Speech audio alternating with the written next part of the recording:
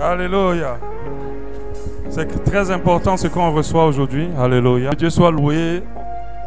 Ce qu'on retient du passage des enfants, c'est de lire notre Bible et de prier chaque jour. Alléluia.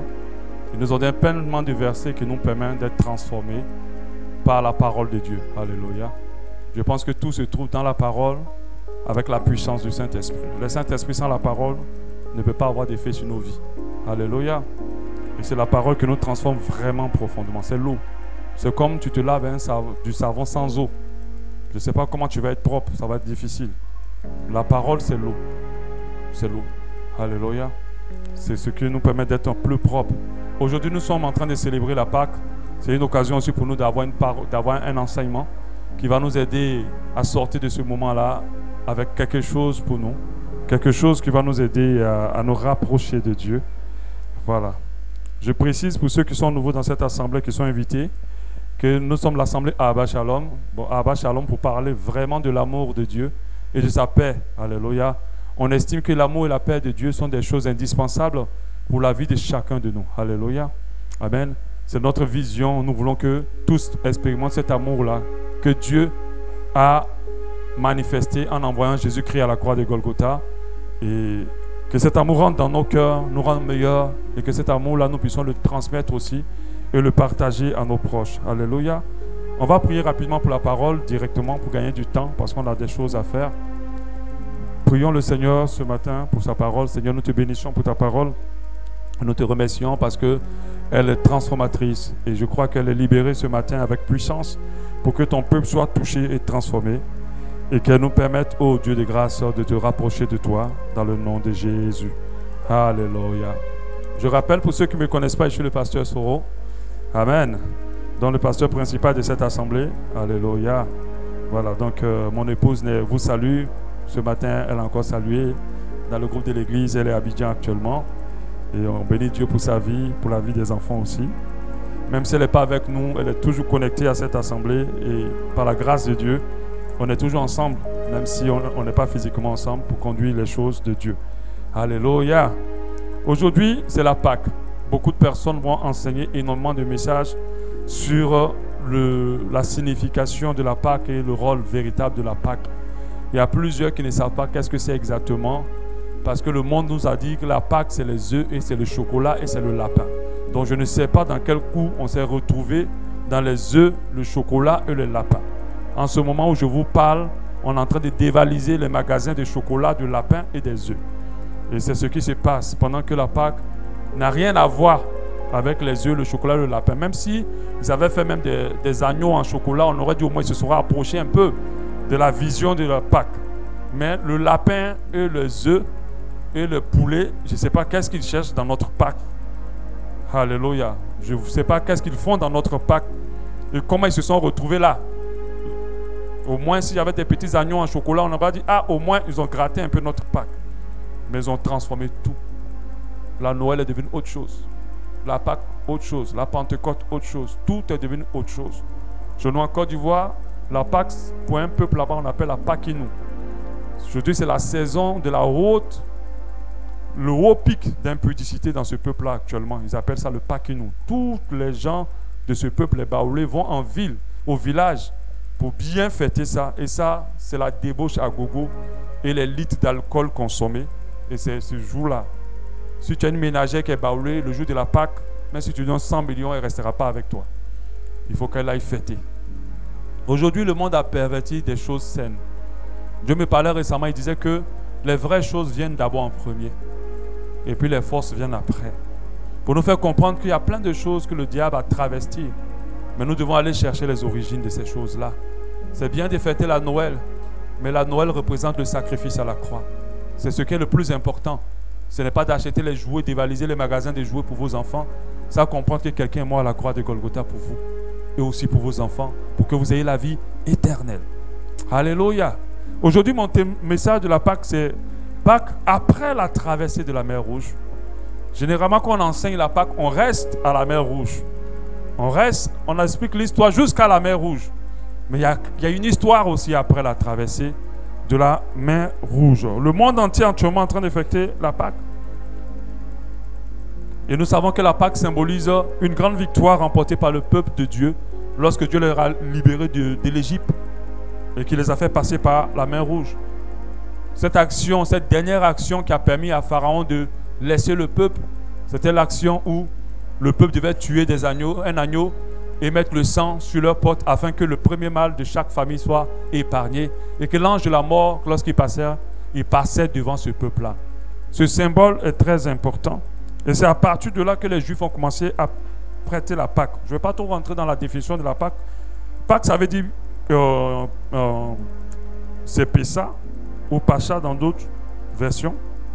En hébreu, c'est Pessa ou Pacha dans d'autres versions, qui fait référence au fait que l'ange de la mort a épargné les premiers-nés de chaque foyer parce qu'il y avait du sang sur eux.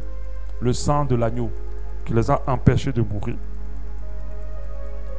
La Bible, après cela, Dieu a demandé aux Juifs de fêter cette Pâque. Et Dieu avait demandé aux Juifs de fêter cela pour une raison. Parce que ce sang les a épargnés de la mort. Il leur a permis de pouvoir être délivrés une bonne fois pour toutes du monde. Le sang de l'agneau qui sacrifiait était la marque de Dieu sur la vie de ces personnes-là. Et cela les a épargnés. Je ne vais pas rentrer dans les détails parce que je vais aller directement à mon but. Donc les Juifs, depuis des années jusqu'à aujourd'hui, célèbrent la Pâque. Et nous les chrétiens, nous sommes accrochés à cette fête juive parce qu'elle a une signification aussi pour nous. Elle a une signification aussi pour nous. Elle est très importante pour nous. Ce que nous devons comprendre, c'est que c'est une chose, ce que Dieu a fait en faisant sortir son peuple, le symbole de la traversée. Mais cette traversée marquait le avant et le après du peuple juif qui était en captivité. Avant la mer Rouge, le peuple était captif. Après la mer Rouge, le peuple de Dieu était libre. Donc la mer Rouge a marqué l'avant et l'après du peuple de Dieu. Amen. Le peuple qui était dans l'esclavage en Égypte, après la traversée, n'était plus en esclavage sous le joug de Pharaon. Gloire à Dieu. Ils ont crié tous les jours quand Dieu a fendu une grande mer devant eux et qu'il les a permis de passer. On va dire gloire à Dieu. J'imagine la joie qu'ils ont manifestée de l'autre côté de la mer Rouge. Amen. On a vu que Dieu était puissant et qu'il a puissamment agi pour son peuple. Qu'il a délivré son peuple à bras étendus, comme la Bible dit, et à main forte. Mais j'ai envie de dire, et après? J'ai envie de poser cette question-là. Et après? Amen. Et après? Quand vous lisez cette histoire, vous voyez comment Dieu a été un Dieu pour ce peuple-là. Quand on dit Dieu est Dieu, on sait ce que ça veut dire. Ça veut dire qu'il agit d'une manière extraordinaire. Parce que Dieu égale la puissance. Personne ne suit un Dieu qui n'est pas puissant. Personne ne cherche un Dieu qui n'est pas puissant. Personne ne donne sa vie à un Dieu qui n'est pas puissant. C'est la première caractéristique d'un Dieu, c'est sa puissance. Alléluia. Il a fait des miracles extraordinaires, je ne vais pas les citer ici. Il a fait des vents violents pour bloquer les ennemis du peuple. Il les a fait traverser de manière spectaculaire. Jusqu'à aujourd'hui, tous les grands sorciers du monde ne peuvent pas faire ce qu'il a fait. Il a fait des choses. Comme pour toi et pour moi, Dieu a fait aussi des choses extraordinaires. Pour te sortir de l'Égypte, pour te sortir du monde. Des témoignages grands, des guérisons extraordinaires. Des expériences où tu as pleuré toutes les larmes de ton corps, tu es tombé. Des visions, même d'autres dieux leur ont fait emmener au ciel et tout le reste. Beaucoup ont expérimenté et des choses extraordinaires qui ont été représentées par tout ce que Dieu a fait pour les faire traverser la mer Rouge. J'ai envie de poser cette question. Et après? Amen. Et après? Après que Dieu a amené les sauterelles, après qu'il a amené tous ces miracles, après qu'il a prouvé qu'il est Dieu au Dieu des Juifs, après qu'il a confondu tous ces dieux de l'Égypte plutôt. Et après? Après que ces Juifs-là passaient au travers de ces eaux et ils voyaient la puissance de leur Dieu. Et après? Oui, je crois qu'après la traversée, il y a une suite. Je crois qu'après ton salut, après ta conversion, après ton miracle, après ta délivrance, après que tu aies pleuré tous les larmes de ton corps, après que Dieu t'est allé te chercher dans la saleté la plus sale, et après que Dieu t'a donné un mariage, après qu'il a brisé tous les jougs, après qu'il a brisé toutes les réclamations des familles, et après, tu as traversé la mer Rouge, et après. Alléluia. Je crois que le but, amen, je crois que Dieu a délivré ce peuple, pas pour leur montrer qu'il est puissant. Il avait un but. Il ne les a pas fait traverser la mer Rouge de manière extraordinaire, pas pour montrer qu'il est puissant. Il y a des gens, quand tu écoutes leur témoignage, tu te dis, est-ce que moi-même je suis chrétien? Parce que pour moi, ça s'est passé simplement. Mais pour lui, vraiment, tu vas dire que c'est un film. C'est un film, même Hollywood. Tellement Dieu l'a délivré de manière spectaculaire. Des guérisons extraordinaires. Des délivrances pas possibles. Des destinées restaurées. Et après. Je crois que le but d'une action est plus importante que l'action elle-même. Parce que si le but n'est pas atteint, l'action n'a plus de valeur. On est d'accord? Même si, des fois, vous voyez, nous qui aimons regarder les films karaté, là, des fois, tu vois le bandit, il vient, il fait les acrobaties jusqu'à... Il fait même les flips avant, en arrière, et puis dès qu'on lui donne un coup, il tombe par terre. On se dit, mais tu as fait tes flips là, mais pourquoi? Et c'est comme ça, c'est la vie de plusieurs personnes. Des délivrances extraordinaires, des conversions spectaculaires, et après rien. J'aimerais parler à quelqu'un ce matin. Retourne au jour où tu as rencontré Jésus. Et puis, regarde au sentiment que tu avais dans ton cœur ce jour-là. Aujourd'hui, qu'est-ce qu'on dit? Si nous ratons le but d'une action, l'action devient nulle. Si nous ratons le but d'une action, l'action est perdue. Dieu a fait traverser le peuple la mer Rouge, mais c'était pour un but. Son but, ce n'était pas de leur faire traverser que la mer Rouge. Il devait les amener à Canaan. Il devait les amener à la terre promise. C'était ça son objectif. C'est tellement tu penses, tu te dis, mais le pasteur va en venir où? Je vais t'expliquer. Je vais te faire comprendre que l'histoire de Moïse a un lien étroit avec l'histoire de Jésus. A un lien direct avec l'histoire de Jésus. C'est pour ça que nous fêtons la Pâque aujourd'hui. Sinon la Pâque c'est pour les Juifs, c'est pas pour nous. En dehors de la Pâque, il y a d'autres fêtes comme la Soukotte. On ne fête pas. Parce que ça n'a rien à voir avec nous. Mais nous fêtons la Pâque sans S. Parce que la Pâque à S, c'est la Pâque des chocolats. Nous fêtons la Pâque sans S. Sans le S à la fin. Parce que c'est un lien étroit avec nous. Le verset qu'on va lire ensemble, Hébreux 11, 24, pour ceux qui ont leur Bible. Hébreux 11, 24. Car par la foi, c'est par la foi que Moïse, devenu grand, refusa d'être appelé fils de la fille de Pharaon, aimant mieux être maltraité avec le peuple de Dieu que d'avoir pour un temps la jouissance du péché. Donc Moïse, par la foi, a abandonné son confort qui était dans le péché et il a suivi Dieu. Au verset 26, regardant l'opprobre de Christ, on parle de Moïse, on parle de Christ. Regardant l'opprobre de Christ comme une richesse plus grande que le trésor de l'Égypte, car il avait les yeux fixés sur la rémunération. Mais quand on lit ça, on se dit, mais entre Moïse et Christ, qui est né avant qui? Selon vous, qui est né en premier sur cette terre? C'est Moïse. Mais comment Moïse lui regarde l'opprobre de Christ? C'est en ce moment-là qu'on comprend qu'il y a un lien étroit entre Moïse et Christ. Alléluia. Car c'est par la, au verset 7, c'est par la foi qu'il quitta l'Égypte sans être effrayé de la colère du roi, car il se montra ferme comme voyant celui qui est invisible. Il y a des enfants de Dieu qui n'ont aucune fermeté dans leur choix de marcher avec Jésus. Ils n'ont pas de fermeté. Ils ont choisi Christ, mais ils ne sont pas fermes avec le passé. Ils ne sont pas fermes avec le péché.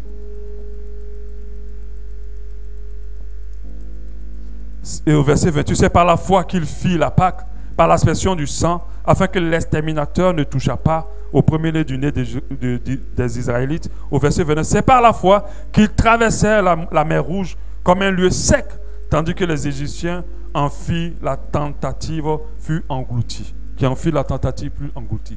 Non seulement Dieu leur a fait traverser la mer Rouge, mais il a englouti toutes les dominations qui étaient sur leur vie. Il a englouti toutes les réclamations. Il a englouti toutes les malédictions, toutes les maladies et est resté dans la mer Rouge. Et après, alléluia, et après. Ces deux histoires ont une similitude. La première similitude, Moïse et Jésus, bébé, ont failli être tués. Vous savez ça? Quand Moïse est né, on a failli le tuer. Quand Jésus est né aussi dans la même période, bébé, ils ont failli le tuer. Ils ont failli tuer Moïse, c'est pour cela que sa sœur allait la donner à la fille de Pharaon. Allait le donner à la fille de Pharaon pour qu'il soit épargné. Jésus aussi, quand les mages ont tout fait pour aller faire le Kwakatoya, en griffe, le Congo-ça, auprès du roi, le roi a dit, il faut que je tue tous les enfants de son âge de 2 ans. Mais il n'a pas été tué. Amen.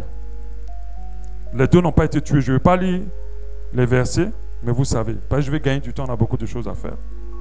Donc, la première similitude, les deux ont failli être tués bébés. Et Dieu a épargné leur vie. La deuxième similitude, les deux ont été choisis pour délivrer un peuple. Amen. Moïse était venu délivrer un peuple d'un esclavage physique. Jésus était venu délivrer le même peuple d'un esclavage spirituel. Parce que Jésus est mort à la croix de Golgotha, premièrement pour que les Juifs soient libérés du joug de Satan. Les deux étaient là pour la délivrance d'un peuple. L'autre physiquement et l'autre spirituellement. Ce que vous devez comprendre, tout ce que Moïse a fait physiquement, Jésus les a fait exactement spirituellement. L'ange de la mort a physiquement passé la porte des enfants de Dieu, mais l'ange de la mort va spirituellement passer la porte de tous ceux qui ont le sang de Christ sur eux. C'est-à-dire quand le jour de la condamnation finale va arriver, la mort éternelle, l'ange de la mort passera à notre porte. Parce que nous porterons le sang de l'agneau. La troisième similitude, tous les deux ont été utilisés d'une manière spectaculaire, miraculeusement. On a vu comment Dieu a utilisé Jésus, on a vu comment Dieu a utilisé Moïse. De manière extraordinaire pour le peuple. Je n'ai pas besoin de faire un dessin pour ça. Le point 4 nous aidera à comprendre ma question et après. Amen. Et après la mer Rouge. Quand les Juifs sont passés à la mer Rouge, il y avait un but pour lequel Dieu les faisait passer par la mer Rouge. Ce but-là, c'était de les emmener à la terre promise. Dieu ne voulait pas les faire passer la mer Rouge juste pour les faire passer la mer Rouge. Vous voyez des sauvetages où on te sauve et puis on te dit on t'a sauvé et puis débrouille-toi. Mais il y a des sauvetages où on te sauve, mais c'est parce qu'on veut t'amener quelque part. En toute sécurité. Et c'était ce sauvetage-là que Dieu a fait. Pour Moïse, Dieu a sauvé un peuple pour l'amener à la terre promise. Mais pour Jésus, Dieu aussi a sauvé un peuple pour l'amener à une autre terre promise. Mais cette terre n'est pas physique. C'est une terre céleste qu'on appelle la Nouvelle Jérusalem. Tu n'as pas été sauvé pour avoir des villas, pour avoir des maisons, pour pouvoir être délivré de toutes les maladies que tu veux. C'est vrai, Dieu te guérit pour ça. Mais ce n'est pas son objectif. Son objectif, c'est pour t'amener dans une terre. Cette terre, elle n'est pas de cette terre, elle est céleste. Si tu ne comprends pas cela, tu n'as rien compris de la religion chrétienne. Tu n'as rien compris de la foi. Beaucoup, on vous dit de venir à Jésus pour vos problèmes. On vous a mal enseigné. Jésus n'est pas venu pour régler tous vos problèmes. Il est venu pour que tu sois sauvé. Parce que les problèmes dans ce monde dans lequel on est ne finiront jamais. Tant que tu vis, il y aura des problèmes. Je ne te maudis pas, c'est la réalité. Quand on te dit cette année, ça serait une année de gloire, sache que ça sera teinté de problèmes aussi. Et derrière chaque problème, il y a encore des victoires et des élévations. Et ça, tu le sais. Apocalypse 3:12 nous dit, celui qui vaincra, je ferai de lui une colonne dans le temple de mon Dieu et il n'en sortira plus. Il n'en sortira plus. J'écrirai sur lui le nom de mon Dieu et le nom de la ville de mon Dieu, de la nouvelle Jérusalem qui descend du ciel d'auprès de mon Dieu, mon nom nouveau. Oui, après la mer Rouge, il y a encore un chemin. Après ta conversion, il y a encore un chemin. Après ta délivrance, ce n'est pas encore fini. Il y a encore un chemin. Après le miracle que tu as vécu avec Dieu, quand tu étais dans le monde, il y a encore un chemin. Après que Dieu t'ait sorti de la pauvreté, il y a encore un chemin. Après que Dieu t'ait libéré de l'alcool, de la cigarette, de la drogue, et de l'impudicité, il y a encore un chemin. Si le peuple juif qui avait commencé à regretter les oignons et les concombres de l'Égypte retournait, ils avaient détruit le but pour lequel Dieu les a sortis. Parce que c'était ça leur objectif. Mais malheureusement, de manière physique, ils ne pouvaient pas retourner en Égypte, même s'il avait toute l'envie. Parce qu'il fallait encore que Dieu fende la mer Rouge, et Dieu n'était pas prêt à refendre la mer Rouge. Mais de manière spirituelle, beaucoup sont retournés en Égypte. Dans nos jours, l'Égypte, en réalité, quand un chrétien dit « j'étais en Égypte », ça veut dire qu'il était encore dans le monde. L'Égypte représente le monde.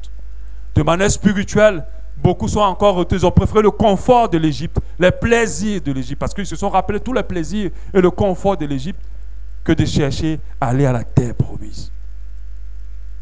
Et plusieurs sont retournés. Ils ont retraversé la mer Rouge. Ils ont rendu nuls tous les miracles et la puissance que Dieu a déployée pour eux. Ils ont rendu nuls. Ils sont repartis là où Dieu a agi puissamment pour eux. Ils sont retournés là où Dieu a tout fait pour les sortir. 10 plaies, c'est que Dieu était déterminé. Il a frappé un pauvre pays de 10 plaies à cause de toi. À cause de ta conversion. Même si tu ne le sais pas, Dieu a tué même certaines personnes dans ta famille ou dans ton quartier. Il y a des gens qui sont morts parce que ces personnes-là t'empêchaient de le connaître. Tu n'es peut-être pas au courant. À cause de toi, Dieu a sanctionné des gens. Il a frappé d'autres. Pour que toi, tu sois sauvé. Mais après, tu as fait quoi? Quelle vie tu as vécu? Tu sais, aider quelqu'un, c'est une bonne chose. Mais ce qui va nous faire mal, après avoir aidé cette personne, c'est que cette personne rend notre aide nulle. Tu t'es privé pour quelqu'un. Et puis la personne, après s'être privée pour toi, tu t'es privé pour elle. Elle redevient comme tu l'as sortie. Et c'est comme ça que certains ont rendu Dieu. Après ta délivrance, après ta conversion, il y a une nouvelle terre que Dieu a prévue pour toi. Il y a une nouvelle vie qu'il a prévue pour toi. Le peuple de Dieu s'est tellement centré sur la délivrance qu'il n'a pas compris que Dieu voulait l'amener quelque part. Ils ont commencé à se plaindre dès qu'il manque un peu de nourriture. Seigneur, qui t'a dit de nous délivrer? Il y a des gens ici qui m'ont dit même de devenir chrétien. Dans le monde, c'était bien. Je n'avais pas à m'inquiéter. Et il y a d'autres qui sortent de leur bouche. Depuis que je suis chrétien, tout est compliqué. Mais qui t'a dit que tout va être facile? Quand Dieu a sorti le peuple de la mer Rouge, il l'a amené dans quoi? Où ça? Le désert représente quoi? L'épreuve, la difficulté. On ne combat pas celui qui ne porte pas quelque chose d'extraordinaire. Si tu as autant de pression, de tentation, tout cela, c'est parce que tu portes quelque chose de grand en toi. C'est pour ça que le diable ne peut pas te laisser continuer. Quelqu'un a dit que si tu marches et tu vis et puis tu n'as pas de problème, c'est que toi et le diable marchez dans la même route.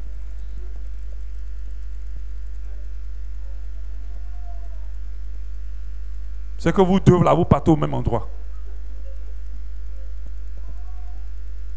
Parce que si vous ne partez pas au même endroit, c'est là que tu vas le connaître. Mais comme tu as reçu la victoire sur lui, au nom de Jésus, tu le vaincras. On regarde beaucoup de témoignages sur YouTube de délivrance et tu es impressionné. Mais et après?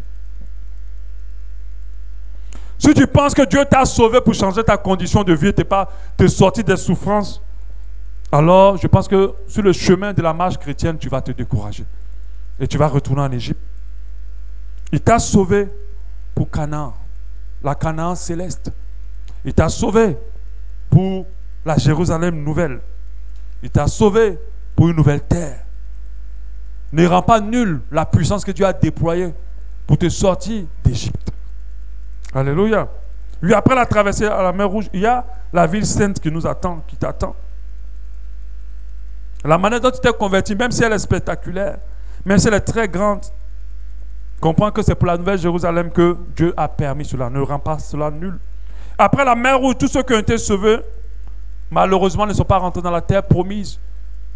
Et malheureusement, j'aimerais tout vous dire, comme la Bible dit, beaucoup d'appelés, mais peu d'élus. Donc beaucoup qui vont traverser la mer Rouge, mais très peu qui vont rentrer dans la nouvelle terre. Dis avec moi que je ferai partie de ceux qui rentreront dans la nouvelle terre.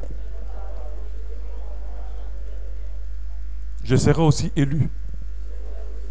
Parce qu'appeler, c'est une bonne chose. C'est pour ça que ne vous vantez pas. Dieu m'a appelé, Dieu m'a appelé. C'est pas...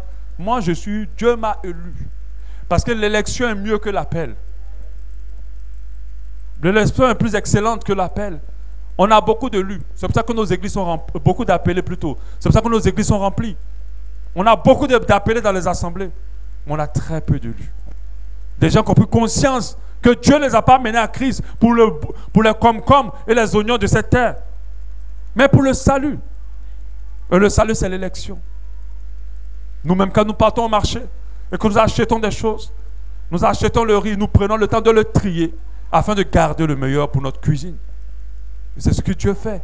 On a acheté tout le riz. Mais ce n'est pas tout le riz qui rentrera dans notre marmite. Parce que seuls les bons rentreront. Une partie sera jetée à la poubelle. Alléluia. Pour ceux qui ont fait le village, même si je n'en ai pas fait beaucoup, quand on creuse, on coupe le riz avec tout son truc dessus. On va le piler. Quand vous le pilez, c'est l'épreuve. Parce que les choses de Dieu représentent la vie. Tu ne peux pas prendre quelqu'un qui a déjà vu les riz déjà secs comme ça qu'on vient de couper. Qui a déjà vu? Aïe, vous n'avez jamais vu le riz? Hein? Vous mangez le riz, vous ne savez pas c'est quoi? Ah, peut-être que vous avez dit qu'on fabrique le riz même à l'usine. Oui, le riz, ça ressemble un peu comme au blé. Ça ressemble comme au blé, c'est des épines, c'est tout jaune comme ça.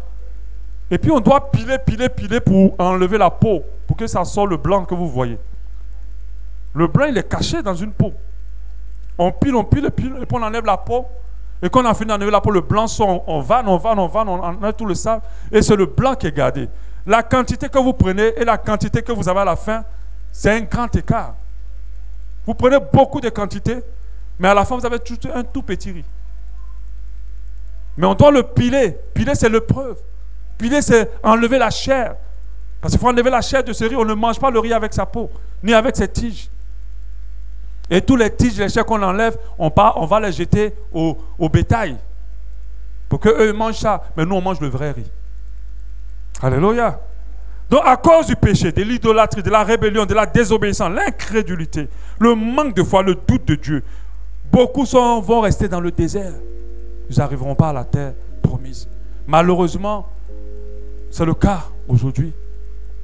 Plusieurs ont été sauvés miraculeusement. Dieu les a vraiment appelés.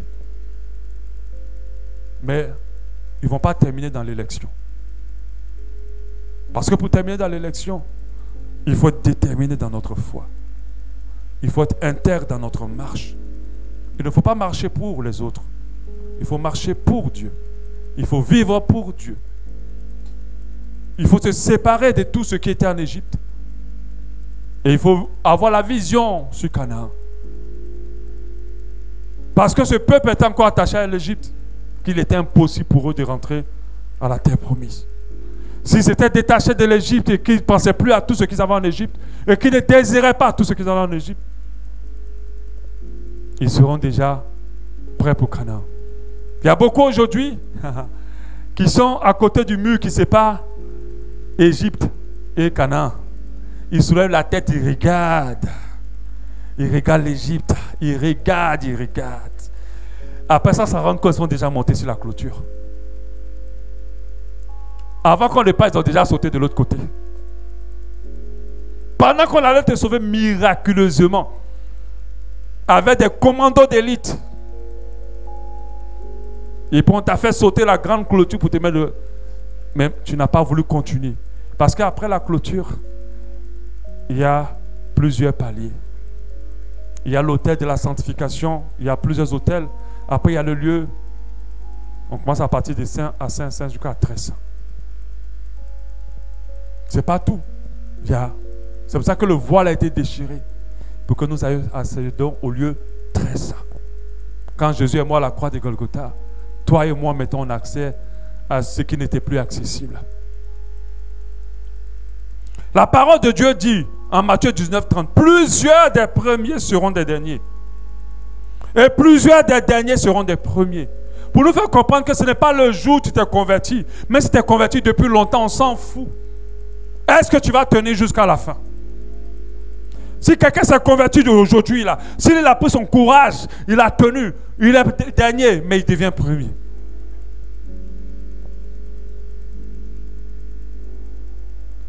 La parole de Dieu dit même que des prostituées nous dévanceront dans le royaume de Dieu.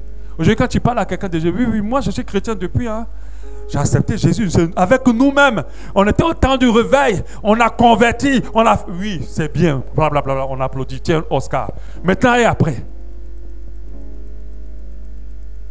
Tiens, l'Oscar du chrétien le plus puissant d'avant. Maintenant.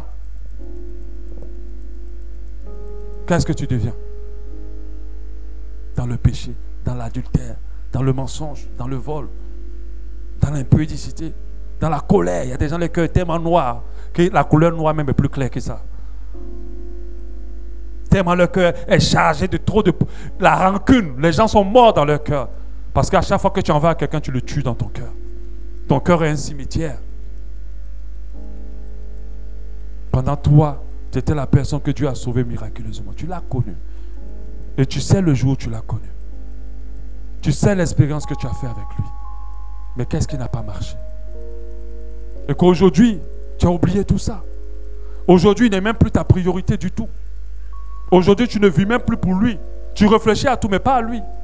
Tu as des challenges, tu as des envies, tu as des besoins, tu as vraiment des visions, tu as des projets, mais rien de tout ça n'est centré sur Dieu. Pendant que tu sais que le jour où il t'a rencontré, ce que tu as ressenti, tu ne l'as jamais ressenti. Et après, arrêtez de vous vanter de vos passés chrétiens. Même moi, je suis passé aujourd'hui là. Mon passé là, j'ai laissé ça. Je ne me bats tous les jours pour qu'à la porte là. Il ne faut pas que je reste dehors.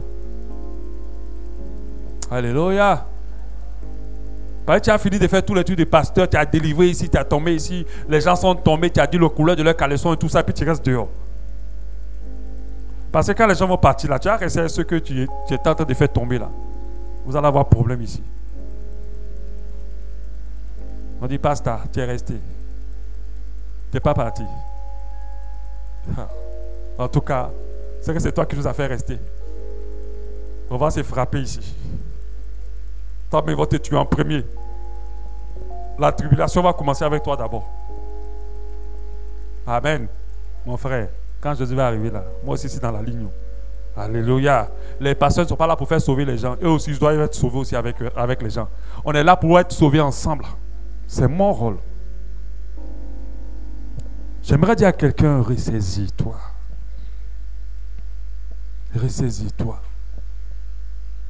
Relève-toi. Ce monde est bien, mais ce monde est destructeur. Égypte était bien, mais la seule condition que tu as en Égypte, c'est la condition d'esclave. Vous savez, les Égyptiens acceptaient de les reprendre, à condition qu'ils restaient esclaves. Et je préfère 1000 fois souffrir de faim que d'être l'esclave de quelqu'un. Que d'être l'esclave du péché. Alléluia. Est-ce qu'on peut prier pour ce passage, ce message ce matin?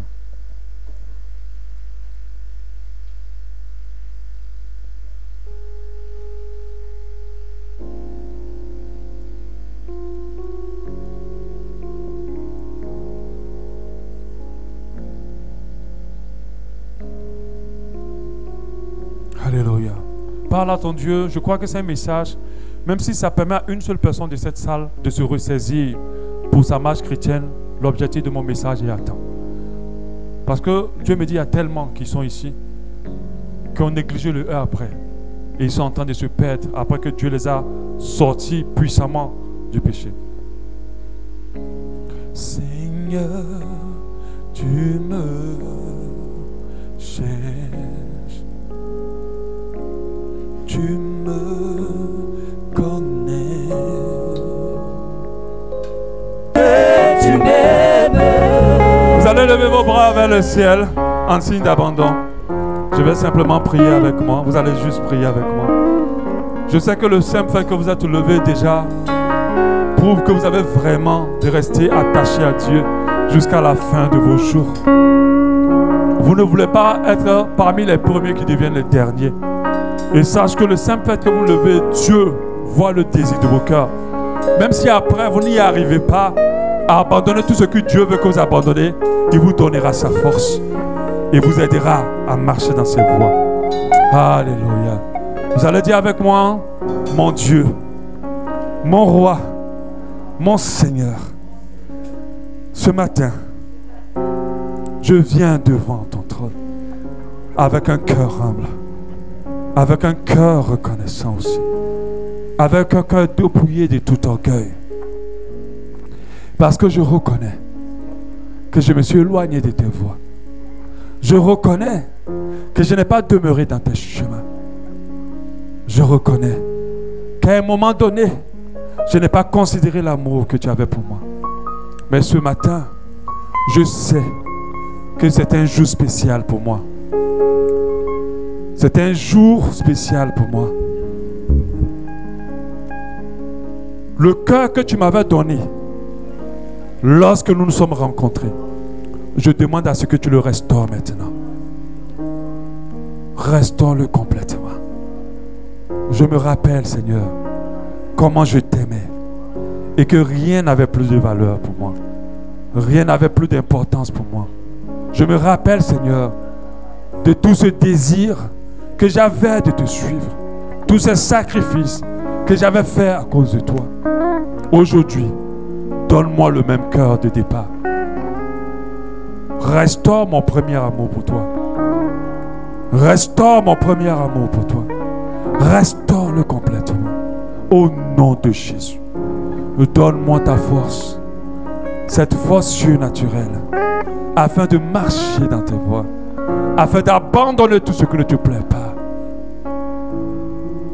et de demeurer dans ton chemin jusqu'à la fin de mes jours. Seigneur, je sais que tu m'as appelé, mais je veux être élu. Je ne veux pas faire partie du camp des vierges folles. Je veux faire partie des vierges sages.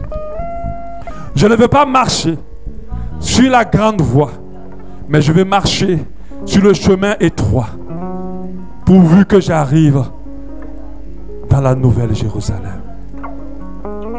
Papa, je désire fortement que cette prière que j'ai faite ce matin s'accomplisse sur ma vie. Au nom de Jésus. Merci Seigneur Dieu.